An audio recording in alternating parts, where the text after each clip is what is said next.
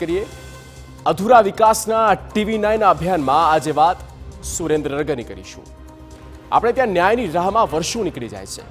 ઘણીવાર તો ફરિયાદી કે આરોપી ગુજરી જાય ત્યાં સુધી ચુકાદો ન આવે, પણ કાયદાકીય પ્રક્રિયા થોડી જટિલ હોય છે, જેથી આવા અપવાદોને કદાચ ભૂલી શકાય। પણ કોઈ વિકાસના કામ માટે ગ્રાન્ટ ફળવાઈ જાય, કામ ચાલુ થઈ જાય, પછી બાંધકામમાં કેટલો સમય લાગી શકે? ખૂબ મોટું કામ હોય તો 1 થી 1.5 વર્ષ ચલાવી લઈએ, પરંતુ સુરેન્દ્રનગરમાં તો ઓવરબ્રિજનું કામ એટલું ધીમું ચાલી રહ્યું છે કે 7 વર્ષ થઈ ગયા છતાં ઓવરબ્રિજ બનતો જ નથી।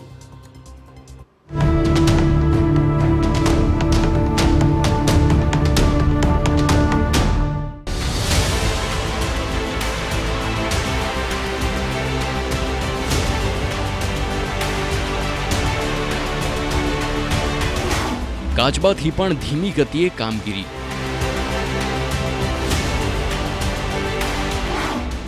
7 વર્ષ થયા છતાં કામગીરી અધૂરી। ક્યારે મળશે થાનગઢને ઓવરબ્રિજ?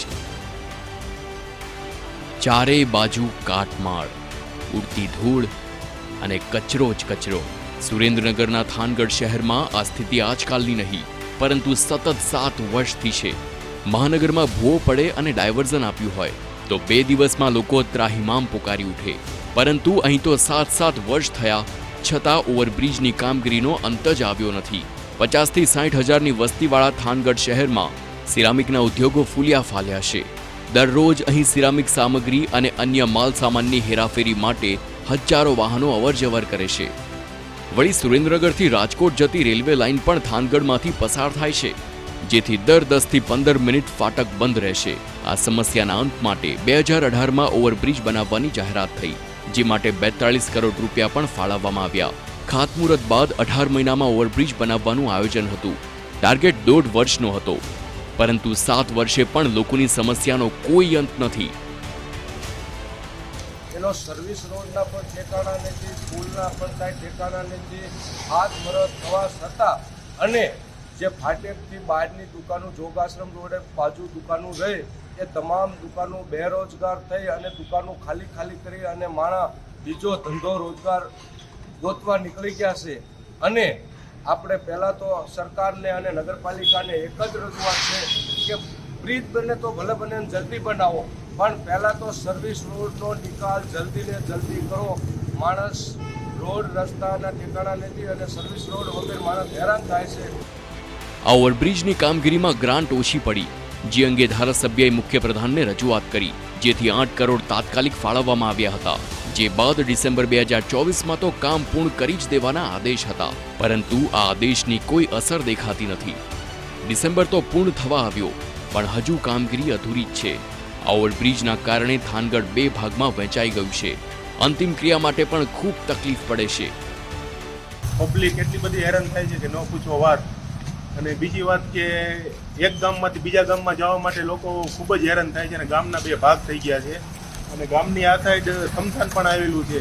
હવે કોઈની અર્થી લાવવા માટે પણ લોકોને તકલીફ પડતી હોય છે, એટલે વહેલી તકે જો આ બ્રિજનું કામ પૂરું થાય તો લોકોને રાહતનો શ્વાસ મળે તેવું છે। ઓવરબ્રિજનું કામ શરૂ થયું ત્યારથી સૌથી વધુ હાલાકી અનુભવે છે અહીંના દુકાનદારો। સતત ઉડતી માટી, કચરો અને બાંધકામની અગવડતાના કારણે હેરાન પરેશાન છે। અમે 7 વર્ષથી એટલા બધા અહીંયા હેરાન થઈએ છીએ કે એટલી બધી ધૂળ ડમરી અહીંયા ઉડે છે કે અમારો જે માલ મટીરિયલ એટલું બગડે છે વર્ષે કે એની તમે વાત જ જવા દો।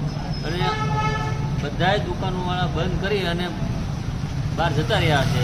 એના કારણે કે ધૂળ ડમરીના કારણે વેપારીનો માલ બગડી જાય છે અને વાહનોની ધૂળના કારણે બધા બીમાર પડી જાય છે અને કોઈ દુકાન ખોલતા નથી। એટલી બધી હિજરત કરીને બધા ભાગી ગયા છે। 7 વર્ષથી દુકાનની બાજુમાં કચરો એમને પડ્યો છે, પ્લસમાં અહીંયા સર્વિસ રોડ તો ધૂળ એટલી ઉડે છે કે વાત જ જવા, જેમ બને એમ આ સર્વિસ રોડ થાય એવી એમને અપેક્ષા રાખીએ। 7 વર્ષ પહેલા જ્યારે ઓવરબ્રિજનું ખાતમુહૂર્ત થયું તો લોકોને આશા હતી કે હવે ફાટકના કારણે પડતી મુશ્કેલીનો અંત આવશે, પરંતુ જે ગતિએ કામગીરી ચાલી રહી છે તેનો અંત ક્યારે આવશે તે લોકોને સમજાતું નથી। 7 વર્ષે પણ લોકો હજુ નથી કરી શકતા કે આ કામ પૂર્ણ થશે કે નહીં। સાજિદ બેલીમ, TV9, સુરેન્દ્રનગર।